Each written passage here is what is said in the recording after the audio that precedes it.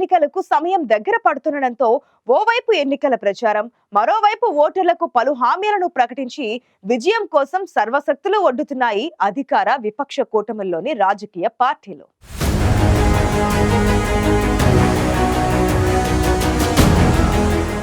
Assembly ఎన్నికల మేనిఫెస్టోను విడుదల చేసింది అజిత్ పవార్ ఎన్సీపీ.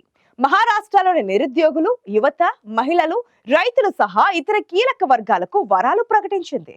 మహారాష్ట్ర అధికార కూటమిలో భాగస్వామిగా ఉన్న అజిత్ పవార్ ఎన్సీపీ ఎన్నికల మేనిఫెస్టోలో కీలక వర్గాలకు వరాలు ప్రకటించింది.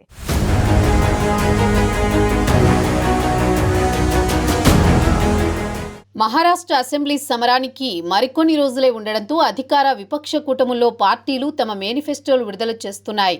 ఓవైపు ఎన్నికల ప్రచారాన్ని హోరెత్తిస్తూనే మరోవైపు పార్టీ మేనిఫెస్టోలో ఓటర్లకు వరాలు ప్రకటిస్తున్నాయి.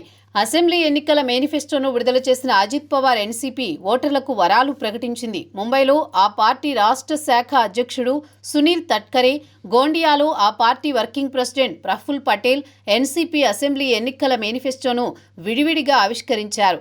ఎన్సీపీ మేనిఫెస్టోలో నిరుద్యోగులు, మహిళలు, రైతులు సహా ఇతర వర్గాల వారికి పలు హామీలను ప్రకటించారు.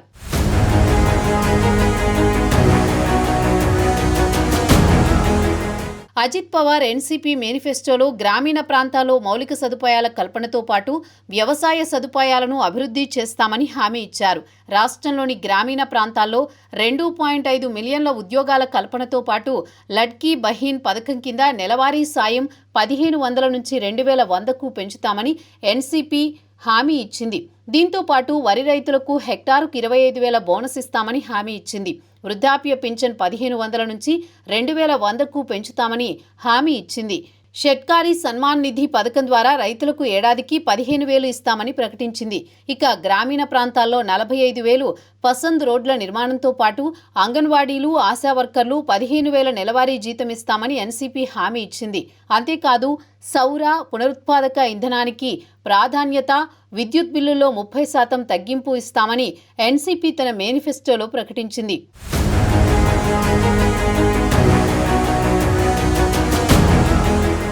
ఎన్సీపీ అధినేత అజిత్ పవార్ బారామతి ఎన్నికల ప్రచారంలో ప్రజలకు పలు హామీలను ప్రకటించారు.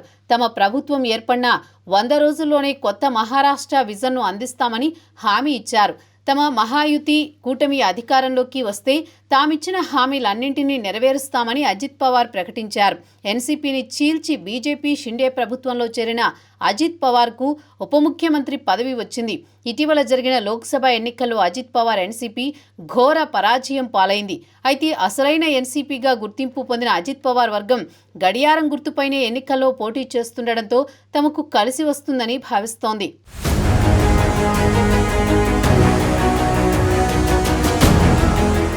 ఏక్నాథ్ షిండే ప్రభుత్వంలో అజిత్ పవార్ డిప్యూటీ సీఎంగా ఉన్నారు. ప్రస్తుత అసెంబ్లీ ఎన్నికల్లో అజిత్ పవార్ బారామతి నియోజకవర్గం నుంచి మరోసారి బరిలోకి దిగుతున్నారు. అయితే బారామతిలో ఎన్సీపీ ఎస్పీ తరపున యుగేంద్ర పవార్ కూడా బరిలో దిగుతుండటంతో ఈ పోరు ఉత్కంఠభరితంగా మారింది. అయితే ఈ అసెంబ్లీ ఎన్నికలపై గడిచిన 5 ఏళ్లలో జరిగిన పరిణామాల ప్రభావం చూపించనున్నట్లు రాజకీయ విశ్లేషకులు అభిప్రాయపడుతున్నారు. 2019లో ఉద్ధవ్ ఠాకరే కాంగ్రెస్ ఎన్సీపీతో కలిసి మహావికాస్ అఘాడీ ఏర్పాటు చేశారు. ఆ తర్వాత ఉద్ధవ్ ఠాకరే ముఖ్యమంత్రి అయ్యారు. అయితే 2.5 ఏళ్ల తర్వాత ఏక్నాథ్ షిండే మహావికాస్ అఘాడీ ప్రభుత్వాన్ని వీడి 40 మంది శివసేన ఎమ్మెల్యేలతో కలిసి బీజేపీతో జట్టు కట్టారు. దీంతో ఏక్నాథ్ షిండేకు సీఎం పదవి దక్కింది. ఆ తర్వాత ఎన్సీపీ నేత అజిత్ పవార్ కూడా తమ వర్గీయులతో కలిసి గతేడాది షిండే ప్రభుత్వంలో చేరారు. దీంతో ఎన్సీపీలో చీలిక వచ్చింది. అసలైన ఎన్సీపీ, శివసేన పార్టీలకు చీలిక వర్గాలైన అజిత్ పవార్, షిండే వర్గాలే దక్కించుకున్నాయి. ఈ నేపథ్యంలో ఇటీవల జరిగిన లోక్సభ ఎన్నికల్లో మహాయుతి కూటమిపై మహావికాస్ అఘాడీనే పైచేయి సాధించింది.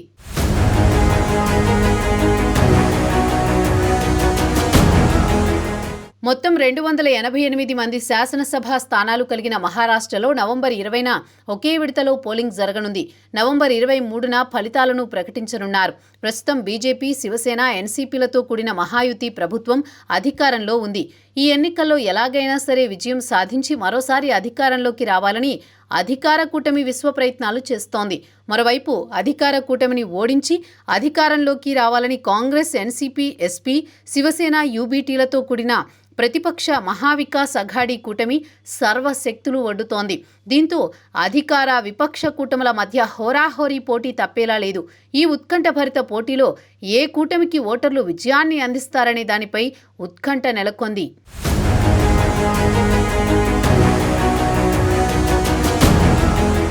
ఇటీవల జరిగిన లోక్సభ ఎన్నికల్లో సత్తా చాటలేకపోయిన అజిత్ పవార్ ఎన్సీపీ అసెంబ్లీ ఎన్నికల్లో అయినా ఓటర్ల మద్దతును కూడగట్టుకుంటుందో లేదో చూడాలి మరి.